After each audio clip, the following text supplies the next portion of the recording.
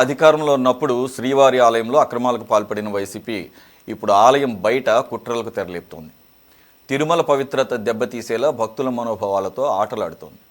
తాజాగా పోలీసుల అతిథి గృహం సమీపంలో మద్యం బాటిల్స్ పడేసి తిరుమలలో మద్యం బాటిళ్లు నిద్రపోతున్న నిఘా అంటూ వైసీపీ చేసిన భారీ కుట్రను పోలీసులు ఛేదించారు.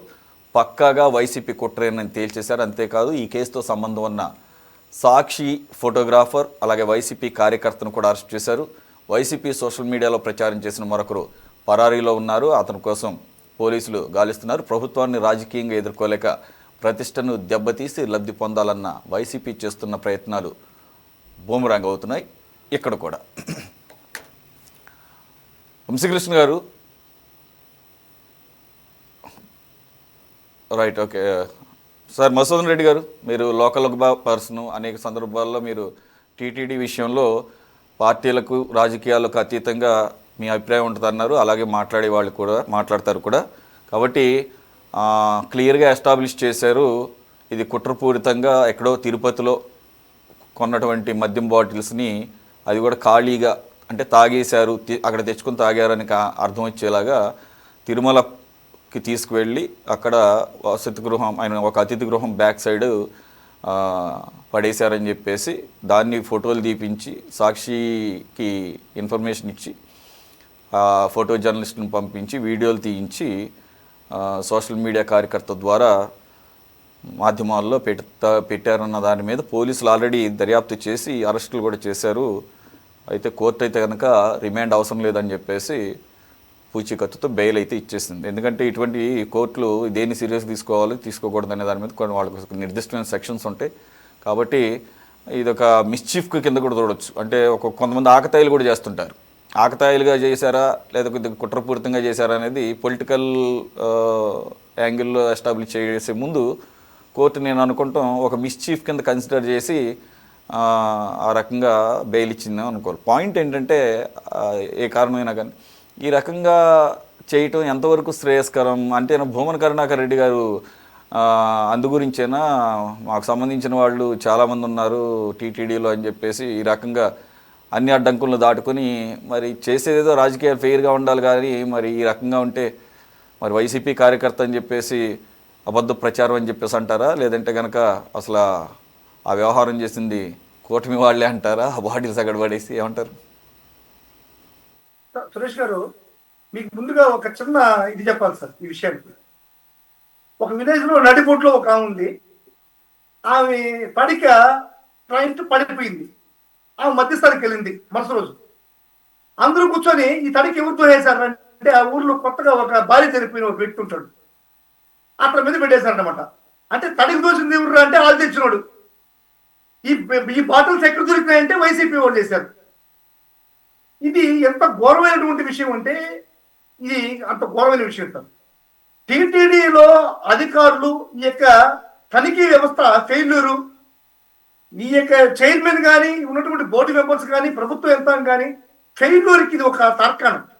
ఇప్పుడు వైసీపీ కార్యకర్తలు తీసుకెళ్లారా లేకపోతే ఇప్పుడు తీసుకెళ్లారా అంటే వైసీపీ కార్యకర్తనే సరే ఆ బాటిల్ ఎట్లా తీసుకెళ్లాడు అక్కడికి? మీ ఫెయిల్యూర్ కదా సార్. వైసీపీ కార్యకర్త తీసుకెళ్లాడు అంటున్నారు. వైసీపీ కార్యకర్త ఎట్లా తీసుకెళ్ళడానికి? మీ ఫెయిల్యూర్తో వైసీపీ కార్యకర్త తీసుకెళ్లాడు. మళ్ళా అతని మీద ఏ కేసు పెడుతున్నారు? 152 కేసు పెడుతున్నారు. 152 కేసు ఏంది?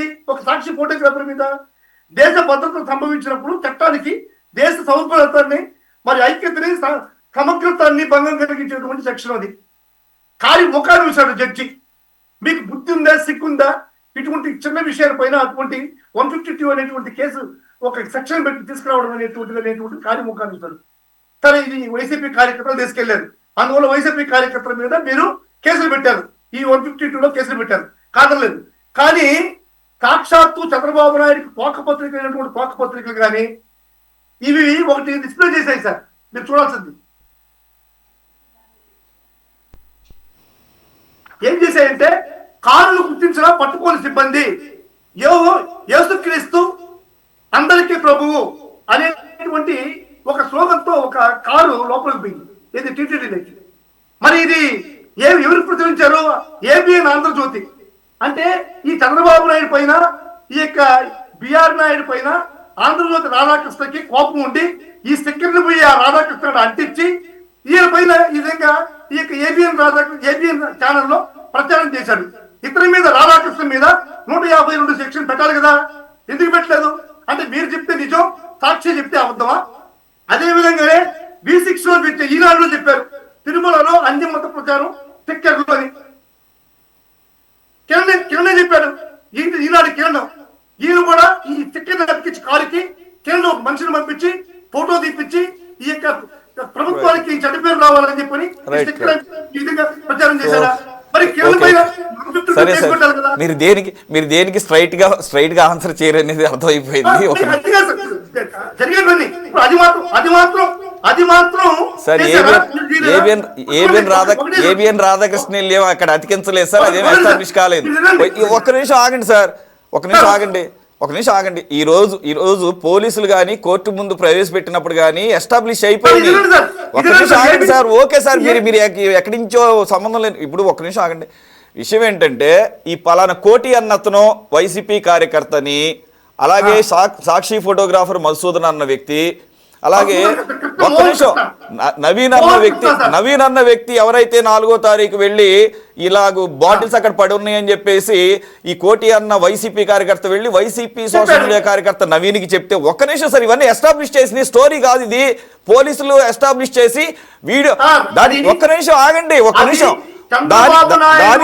దానికి సపోర్టింగ్ ఒక్క నిమిషం ఆగండి సార్. దానికి సపోర్టింగ్ ఎవిడెన్స్ ఏంటంటే సీసీటీవీ ఫుటేజ్, అలాగే వెహికల్స్ ట్రాకింగ్, అలాగే ఆ టోల్ గేట్ల దగ్గర మొత్తం అవన్నీ కూడా ఎస్టాబ్లిష్ చేసి కోర్టు ముందు ప్రవేశపెట్టారు. ఏ విధంగా కాదండి, కాదు అక్కడ ఎంటీ బాటిల్స్ పడేసిన సీసీటీవీ ఫుటేజ్ చూపించుంటారు. నేను ఛాలెంజ్ చేస్తున్నా చంద్రబాబు నాయుడుకి, బిఆర్ నాయుడుకి అక్కడ పారేసినటువంటి చూపిస్తే ఊరికి కేసు పెట్టడం కాదు, మనకి కాదు సార్. అక్కడ కోర్టుకు చూపిస్తే కోర్టుకి రిమాండ్కి అడిగారు, రిమాండ్ మాత్రమే లేదు, మొత్తానికి అయితే వారి మీద కేసు నమోదు అరెస్ట్ చేశారు కదా సార్. వాళ్ళ మీద కేసు పెట్టిన మాట వాస్తవం. ఏమని కేసు పెట్టారంటే వాళ్ళు చెప్పింది సీసీ కెమెరా ఫుటేజ్ అన్నారు. సీసీ కెమెరా ఫుటేజ్ అంటే ఆ స్థలంలో ఈ యొక్క ఏదైతే ఈ యొక్క వ్యక్తులు దొరకనేటువంటి వ్యక్తి పారేస్తాం. ఒక్క నిమిషం సార్, క్లియర్ గా ఒక్క నిమిషం ఆగండి సార్. ఈ నకిలీ లిక్కర్ వ్యవహారంతో ఈ ప్రభుత్వం ఒక మంచి పని చేసింది. ఏంటంటే క్వాలిటీ ఆఫ్ లిక్కర్ ని చెక్ చేసుకోవచ్చు ఎక్కడి నుంచి వచ్చింది అనే దానికి ఆ పైన క్యూఆర్ కోడ్ ఉంది కదా, ఆ క్యూఆర్ కోడ్ ఇక్కడ ఉపయోగపడింది. ఆ బాటిల్స్ మీద ఉన్న క్యూఆర్ కోడ్తో ఎక్కడ కొన్నారు అని తిరుపతిలో ఉన్న షాపులకు వెళ్ళి ఇవన్నీ సీసీటీవీ ఫుటేజ్ బయటికి తీసిన తర్వాతే కోర్టు సబ్మిట్ చేశారు. Okay sir, right. ఎనీవే మీరు డినై చేశారు కదా, మీకు సంబంధం లేదన్నారు కదా. అటువంటి ఏదైతే క్యూఆర్ కోడ్ ఉందో ఒకటి సార్, ఏదైతే క్యూఆర్ కోడ్ ఉందో ఆ క్యూఆర్ కోడ్ ఉంటున్నటువంటి బాటిల్ ఉంటున్నటువంటి వ్యక్తి కోటి అని నిర్ధారణ చేశారా? కోర్టులో ఉంటాయి సార్. నన్ను అడిగితే నేనే చెప్తాను, ప్రస్తుతాన్ని నేనేమంటున్నాను, మీరు డినై చేస్తారు. ఇది ఒక fabricated case. Okay right, okay అట్లా బాగుంది. ఓకే బాగుంది, రైట్. అన్ని కేసులు లాగానే ఇది కూడా ఫ్యాబ్రికేటెడ్ కేసు. Okay right. ఒక ఏడీఎంకే కార్యకర్తలు సాక్షాత్తు శ్రీవారి ఆలయం ముందు నీకు అది చూపిస్తామంటే మీరు వినట్లేదు, మీరు అది వినట్లేదు. అది వినాలి, మనం వినాల్సింది అది. శ్రీవారి ఆలయం ముందు ఈ యొక్క ఏదైతే సీఎం ఉన్నాడో ఆ సీఎం పోస్ట్ రిలీజ్ చేస్తే అది కూడా పట్టించుకోలేదు. మాంసాహారం తిన్నారు, అది పట్టించుకోలేదు. కోడిగుట్టున్నాయి, అది పట్టించుకోవట్లేదు. కౌస్తుభంలో కోడిగుట్టున్నాయి. ఈ శిలాతోరణం మీద డ్రోన్ ఎగిరాయి, అది పట్టించుకోవట్లేదు. ఇవన్నీ కూడా ఏ విధంగా జరిగాయి? ఈ టీటీడీ ఫెయిల్యూర్ కదా, బిఆర్ నాయుడు ఫెయిల్యూర్ కదా, చంద్రబాబు నాయుడు ఫెయిల్యూర్ కదా. ఇదిగో ఇలా కూడా కొన్ని చేస్తుంటారు. అక్కడ ఉన్న డొల్లతనాన్ని బయట పెట్టడం కోసం, అక్కడ ఉన్నటువంటి లోపాలను బయట పెట్టడం కోసం, సరిచేయడం కోసం చేసినటువంటి కార్యక్రమం కూడా భావించవచ్చు. అంటే మేబీ అంత రిస్క్ చేశారు. మరి ఎవరు సార్ రిస్క్ చేశారు సార్? మీరు కూడా ఆ విధంగా మాట్లాడటం మంచిది కదా సార్.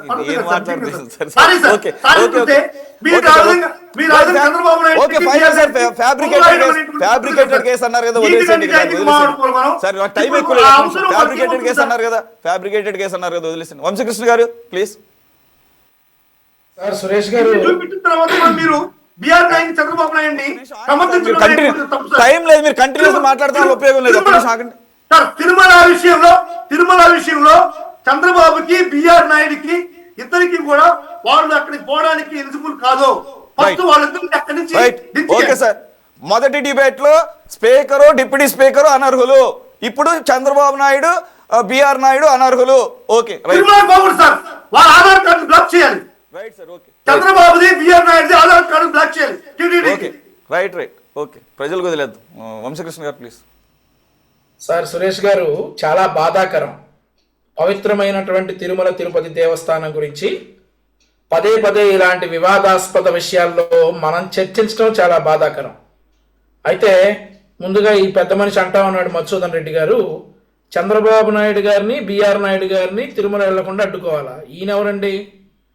2003 అక్టోబర్ 1వ తారీఖున 16 క్లైమోర్ మైన్లు పేలితే నక్సల్స్ 16 క్లైమోర్ మైన్లు అలిపిరిలో చంద్రబాబు నాయుడు గారి మీద ప్రయోగిస్తే బ్రతికి బయటకు వచ్చాడు చంద్రబాబు నాయుడు గారు. బ్రతికి బయటకు వచ్చాడు చంద్రబాబు నాయుడు గారు. అదే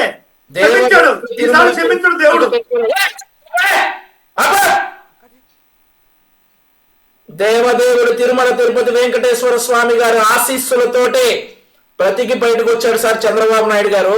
వీళ్ళెవరు సార్ ఆపడానికి చంద్రబాబు నాయుడు గారిని? వీళ్ళెవరు ఆపడానికి చంద్రబాబు నాయుడు గారిని? సరే, ఏయో తిరుమల గుడి గురించి వచ్చింది కాబట్టి డిస్కషను. 5 కొండలే వెంకటేశ్వర స్వామి, 2 కొండలు కాదు అన్నాడట ఒక పెద్ద మనిషి. పావురాల గుట్లో పీస్ అయ్యాడు. ఎవరాపలా? తిరుమల రాకుండా ఎవరాపారో చూశారు. సో ఇట్లాంటి మాటలు మాట్లాడేటప్పుడు ఒళ్ళు దగ్గర పెట్టుకుని మాట్లాడాలి. తిరుపతి గురించి, తిరుమల రావడానికి చంద్రబాబు నాయుడు గారు బిఆర్ నాయుడు గారు అనర్హులా? ఎవరు మరి?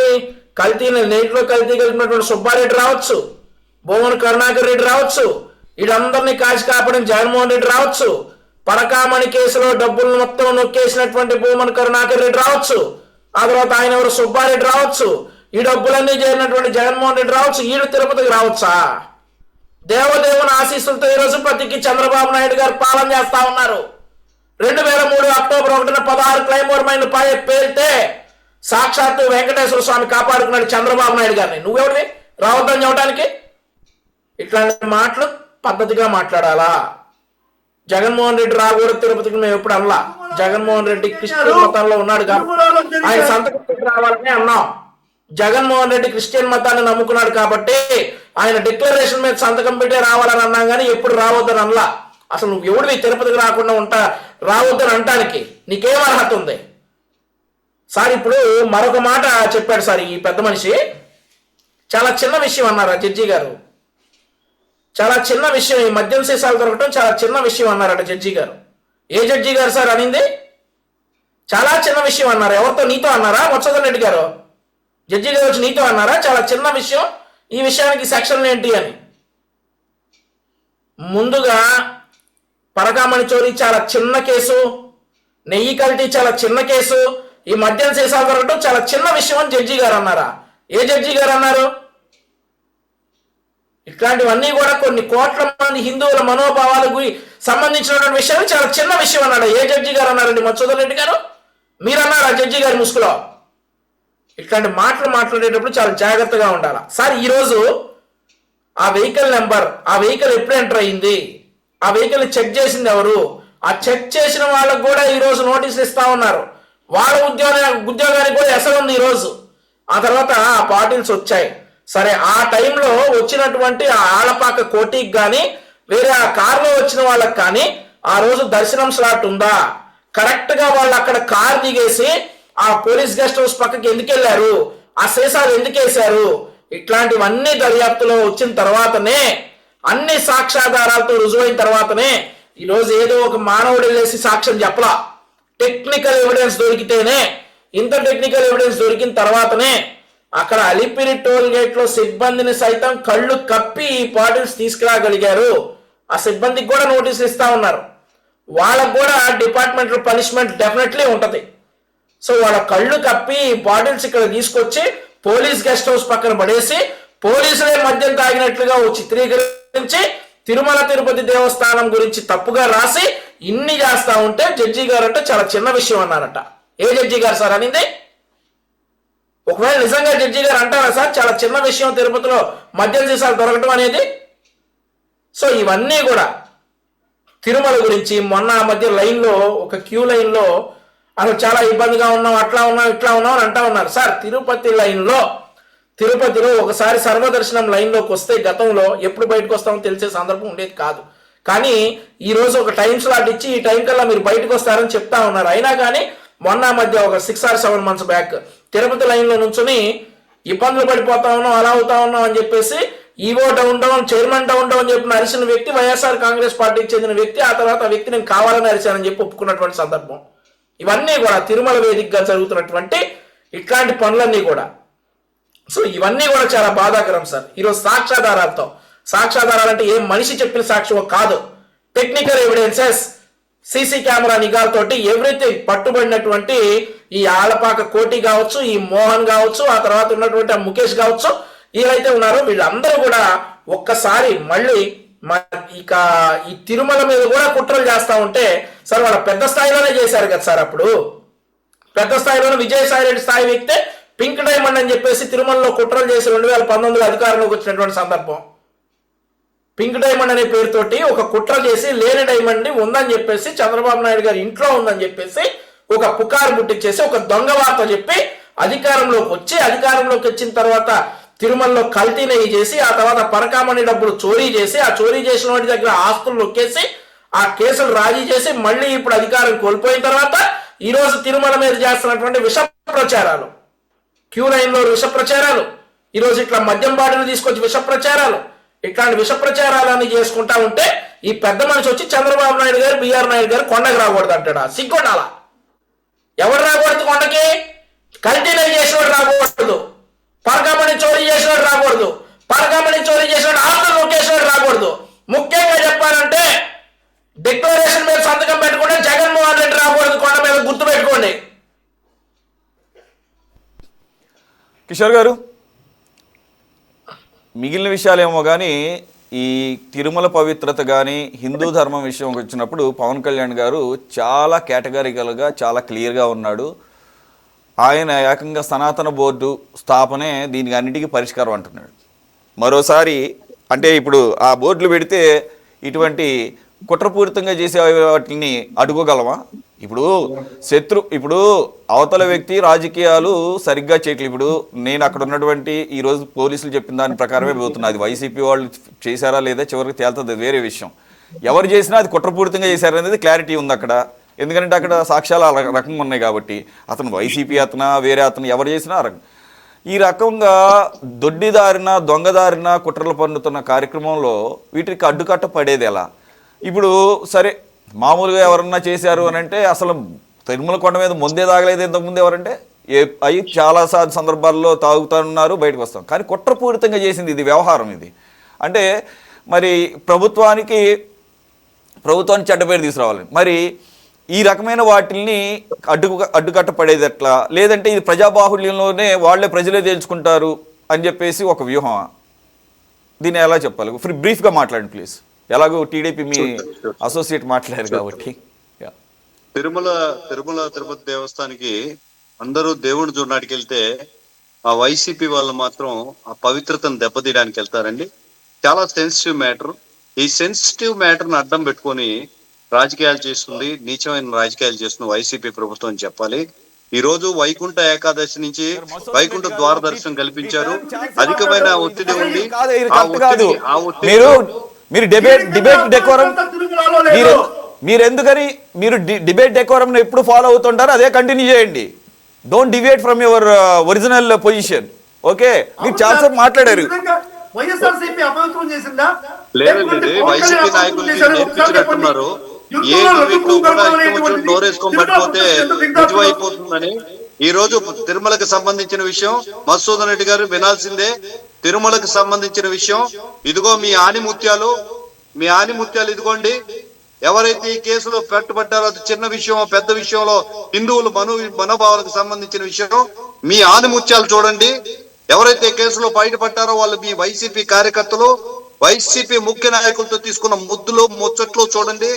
ఖచ్చితంగా మీరు సెన్సిటివ్ మ్యాటర్ ని రాజకీయంగా ఉపయోగించుకుంటున్నారు, హిందూ మనోభావాలను దెబ్బతీస్తున్నారు. వైసీపీ నాయకులు, వైసీపీ పార్టీ మాటి మాటికి హిందూ సనాతన ధర్మం మీద దాడి జరుగుతూనే ఉంది. పవిత్రతను కాపాడుకోవడానికి సనాతన ధర్మ పరిరక్షణ బోర్డు ఏర్పాటు చేయాల్సిందే. మా నాయకుడు డిప్యూటీ సీఎం పవన్ కళ్యాణ్ గారు పిలుపునిస్తే ప్రతి సైనికుడు కూడా సనాతన ధర్మ పరిరక్షణకి స్వచ్ఛందంగా వచ్చి తిరుమల తిరుపతి దేవస్థానంలో నిలబడతాం. గత 10 రోజుల నుంచి వైకుంఠ ఏకాదశి తరపున ఉత్తర ద్వారం దర్శనం చేశారని చెప్పి పోలీసులు ఒత్తిడికి గురైన సమయాన్ని చూసుకొని ఖాళీ బాటిల్ అక్కడ వేసి హిందూ పవిత్రతని, దేవాలయ పవిత్రతను దెబ్బతీసే విధంగా జగన్మోహన్ రెడ్డి ప్రభుత్వం మరియు వైసీపీ చీఫ్ నాయకులు ప్రవర్తిస్తున్నారు అనేది ఖచ్చితంగా నిజం. దీన్ని పెద్దగా అరిచినంత మాత్రాన ఇవన్నీ నిజం అయిపోవు. ఖచ్చితంగా తిరుమల పవిత్రతని దెబ్బతీయడానికి వైసీపీ నాయకులు ప్రవర్తిస్తున్నారు. దీని మీద కఠినమైన చర్యలు తీసుకోవాలి. ఇందాక సార్ అనాలిసిస్ చెప్పినట్టు దీని గురించి కూడా రాజ్యాంగం రాయాల్సిన బాధ్యత ఉంది. ఇట్టటి సులువుగా వదిలేస్తే మళ్ళా రిపీట్ అయ్యే పరిస్థితి ఉంది. మనోభావాలు దెబ్బతిని ప్రాంతీయంగా కుల మతాల తగాదాలు జరిగే విషయం ఉంది కాబట్టి ఎవరైతే పట్టుబడ్డారో వాళ్ళు సున్నితంగా వదలనాటికి లేదు. ఖచ్చితంగా పరిరక్షించుకోవాల్సిన బాధ్యత ఉంది. ప్రతి హిందువుకి బాధ్యత ఉంది. మేము కాపాడుకుంటామని కూడా ధైర్యంగా చెప్తున్నామండి. ఓకే కిషోర్. కృష్ణానీల్ గారు, ఇక్కడ నాకు అర్థమైంది ఏంటంటే అదేదో తిరుమల పవిత్రత కన్నా కూడా దాని ద్వారా ప్రభుత్వం ఫెయిల్యూరు, ప్రభుత్వానికి చెడ్డ పేరు తీసుకురావాలనే కుట్రకోణమే కనపడుతుంది. ఆ యాంగిల్లోనే మాట్లాడుకోవాలి తప్ప ఇదేదో కావాలని బాడీస్ తీసుకెళ్ళి, అంటే నేననేది ప్రభుత్వాన్ని టార్గెట్ చేస్తూ చేసినటువంటి వ్యవహారం ప్రభుత్వం ప్లస్ టీటీడీ బోర్డు. అంతే మతపరమైన అంశంగా అయితే మరి ప్రస్తుతానికి అయితే నాకైతే కనపడలేదు. కృష్ణాంజలి గారు చెప్తారు సార్.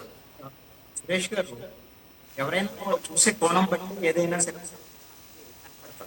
దాంట్లో మీ కోణంలో అలా కనపడింది, దాంట్లో ఎటువంటి సందేహం లేదు. అయితే అలాగా కుట్ర చేయాలి అనేటువంటి ఆలోచన ఒకవేళ వైఎస్ఆర్ కాంగ్రెస్ పార్టీ చేసింది అని అంటే ఎందుకు చేసి ఉండొచ్చు అనేటువంటి దాన్ని నా అభిప్రాయం ఏంటంటే, కూటమి ప్రభుత్వం అధికారంలోకి వచ్చిన తర్వాత ఏదైతే తిరుమల తిరుపతి దేవస్థానానికి సంబంధించినటువంటి విషయంలో గత ప్రభుత్వంలో జరిగినటువంటి ఏది పరకామణి, అదేవిధంగా నెయ్యి కల్తీకి సంబంధించినటువంటి వ్యవహారం, మొన్న వెలుగులోకి వచ్చినటువంటి పట్టు శాలువాలకు సంబంధించినటువంటి కుంభకోణం, ఇలాగా మొత్తం ఒక 10 రకాల అవినీతికి సంబంధించినటువంటి వ్యవహారాలు వైసీపీ ప్రభుత్వ హయాంలోకి సంబంధించినటువంటి వాటి మీద విచారణ జరుగుతున్నటువంటి పరిస్థితి ఉంది.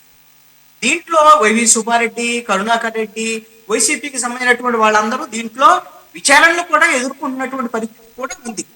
ఈ నేపథ్యంలో ఎవరైతే తిరుమల తిరుపతి దేవస్థానానికి సంబంధించినటువంటి భక్తులు ఉన్నారో, కోట్లాది మంది భక్తులకు సంబంధించినటువంటి మనోభావాలకు సంబంధించినటువంటి విషయంలో ఇది వైఎస్ఆర్ కాంగ్రెస్ పార్టీకి నెగిటివ్ అయ్యేటువంటి అంశంగా వాళ్ళు ఆందోళన చెంది ఇప్పుడు ఈ కూటమి ప్రభుత్వం టైంలో ఈ విధంగా జరుగుతుంది అనేటువంటి విధంగా ఒక అంశాన్ని బయటికి తీసుకురావటం ద్వారాగా అప్పటికి ఇప్పుడు జరిగినటువంటి అంశాల మీద ఏదో వీళ్ళు ఈ కూటమి మీద కూడా కొన్ని ఆరోపణలు చేయాలని ప్రయత్నం జరిగి ఉండొచ్చేమో తెలియదు. అది ఒక ఆరోపణ, కూటమికి సంబంధించినటువంటి దాంట్లో కుట్ర చేశారు. అలాగని ఇది మొత్తం వ్యవహారాన్ని బాటిల్కి తీసుకెళ్లి అక్కడ పడేసేదాన్ని ప్రభుత్వం మీనో టీటీడీ మీనో కుట్ర కింద అంత పెద్ద వ్యవహారంగా చూడాల్సినటువంటి అవసరం ఉందని నేను కూడా అనుకుంటున్నాను. ఇది ఎందుకు అనంటే ఈ ఆరోపణ అంతా కూడా పోలీసులకు సంబంధించినటువంటి నేరారోపణ. మీరు చెప్పినట్టుగా పోలీసులకు సంబంధించినటువంటి వ్యవహారం ఏంటి, వాళ్ళకి ఎవిడెన్సెస్ దొరికాయి, సీసీ ఫుటేజీ వ్యవహారము, వీటికి సంబంధించినటువంటి ఎవిడెన్సెస్ దొరికాయి కాబట్టి వీళ్ళు కావాలని చేశారు అనేటువంటి విధంగా వాళ్ళు ఎవరైతే ఛానల్ కానివ్వండి, అదే సోషల్ మీడియాకి సంబంధించినటువంటి వాళ్ళు కానీ చేసి ఉండొచ్చు. దీని వెనకాల పెద్ద కుట్ర ఉంది అని మాత్రం నేను అనుకోవట్లేదు. తప్పు చేశారు అనే దాని మీద ఆధారాలు ఉండి ఉండొచ్చు. అలాగని అసలు టీటీడీ కానీ లేకపోతే తిరుమల తిరుపతి దేవస్థానం అంటే కొండపైన కానీ ఇలాంటి పనులు ఏమీ జరగటం లేదు అని సర్టిఫికెట్ ఇచ్చేటువంటి ధైర్యం కూడా మనం చేయలేము. ఇప్పుడు వీళ్ళు తీసుకెళ్ళినటువంటి వాళ్ళు ఉద్దేశపూర్వకంగా దురుద్దేశపూర్వకంగా వార్తల కోసమో లేకపోతే వాళ్ళ సోషల్ మీడియా కోసమో ఇంకో దానికో చేశారనుకుందాం, కానీ అసలు అలాంటివి జరగటం లేదా, మందు తాగటం లేదా, మద్యంతో పాటుగా నాన్ వెజ్కు సంబంధించినటువంటి వ్యవహారాలు ఇవన్నీ నడవటం లేదా అనేటువంటి సర్టిఫికెట్ నేనైతే ఇవ్వలేను. అవన్నీ ఇది రొటీన్ గా జరిగేటువంటి ప్రక్రియ కింద ఉంది తిరుమల తిరుపతి దేవస్థానంలో. అవినీతి కూడా వైసీపీ టైంలో ఏ తరహా అవినీతి జరిగిందో ఇప్పుడు కూడా అదే తరహా అవినీతి ఇప్పటికి అన్ని అంశాల్లో కొనసాగుతూనే ఉన్నాయి అనేటువంటిది కూడా నా అభిప్రాయం. దానికి ఎప్పుడు కూడా ఒక ఆరోపణ వచ్చిన తర్వాత దాని మీద ఏదైనా సరే విచారణ జరిగేటువంటి క్రమంలోనే నిందితులు బయటకు వస్తారు. అప్పుడు నిగ్గు తేలేటువంటి అవకాశం ఉంటుంది. ఎందుకు ఈ మాట చెప్తున్నాను, ఇందాక మధుసూదన్ రెడ్డి గారు ఆయన ఏ విధంగా ప్రస్తావన చేసినా కూడా ఈనాడు ఆంధ్రజ్యోతిలో చాలా పెద్ద ఎత్తున కథనాలు ఈ సంవత్సరం 9 నెలల కాలంలో అనేక కథనాలు వచ్చాయి. వాళ్ళు ఎవిడెన్సెస్ తో సహా రాశారు. వాళ్ళు కూడా వాళ్ళకేం కుట్రలు ఉంటాయి, సపోజ్ వాళ్ళకేం ఉండవు కదా. సపోజ్ అనుకుందాం ఈ ప్రభుత్వం మీద వ్యతిరేకత చేయాలనే ఆలోచన వాళ్ళకు కూడా ఉండదు. అంటే అక్కడ జరుగుతున్నాయి కాబట్టి వాళ్ళు చెప్పారు అనేటువంటిది. ఇలాంటి జరగకుండా ఉండాలి. గత ప్రభుత్వంలో తప్పులు జరిగాయి, ఇప్పుడు ప్రభుత్వంలో కూడా తప్పులు జరుగుతున్నాయి, భవిష్యత్తులో కూడా జరుగుతాయి ఇలాంటి పరిస్థితులు ఉంటే. కాబట్టి ఇవి జరగకుండా ఉండాలి అంటే కఠినంగా వ్యవహరించాలి. ఇప్పుడు వంశీ గారు ఇందాక ఒక ప్రస్తావన చేశారు. ఇప్పుడు ఎవరైతే తీసుకెళ్లేటప్పుడు సోదాలు చేసినటువంటి వాళ్ళు నిర్లక్ష్యంగా ఉన్నారో వాళ్ళ మీద చర్యలు ఉంటాయని ఒక ప్రకటన చేశారు. ఆయన మన అధికార ప్రతినిధి తెలుగుదేశం పార్టీకి ఈ డిబేట్ లో ప్రకటనలు చేస్తున్నారు పార్టీలకు సంబంధించినటువంటి వాళ్ళు. ఈ చర్యలు ఎప్పుడు ఎవరు తీసుకోవాలి? ప్రభుత్వం తీసుకోవాలి. ఆ చెకింగ్ సంబంధించినటువంటి పోలీసులు లేదా ఇంటెలిజెన్స్ సంబంధించినటువంటి అధికారులు వాళ్ళు తీసుకోవాలి. కానీ ఈ అంశాలన్నీ ఈ తాత్కాలికంగా ఈ కేసులు ఉన్నంత వరకే ఉంటాయి. తర్వాత మళ్ళీ అసలు ఏం జరిగిందో కూడా దాని మీద ఫాలోఅప్ ఉండదు. అందుకని ఆ చర్యలు కూడా ఏమి ఉండవండి. మనం ఎక్స్పెక్ట్ చేసిన చర్యలు ఏమి ఉండవు. ఎందుకంటే అలీబాబా 40 దొంగల లాగా తప్పుల్లో అందరూ భాగస్వాములే. ఈ రోజున కొండ మీద అన్ని రకాల తప్పులు జరుగుతున్నాయి, ఇది నిజము. ఇప్పుడు వాళ్ళు చేసినటువంటి తప్పు కాదని నేను అంటున్నా, దాన్ని దొరికినందుకు వాళ్ళ మీద కేసులు పెట్టాం కదా. మరి మిగతా విషయాల్లో కూడా మరి ఈ ప్రభుత్వంలో తప్పులు జరిగితే మనం కఠినంగా వ్యవహరించేటువంటి ధోరణి లేకుండా అచ్చం వైసీపీకి సంబంధించినటువంటి వ్యవహారాన్ని చెప్పుకుంటూ ఉంటే ఇప్పుడు భక్తులు రేపొద్దున మన మీద కూడా అసహించుకునేటువంటి అవకాశం ఉంటుంది అనేది కూటమి గమనించాలనేటువంటిది నా పని. ఇక్కడ మెయిన్ విషయం ఏంటంటే రూల్ వైలేషన్ అనేది ఎక్కడైనా జరుగుతుంది.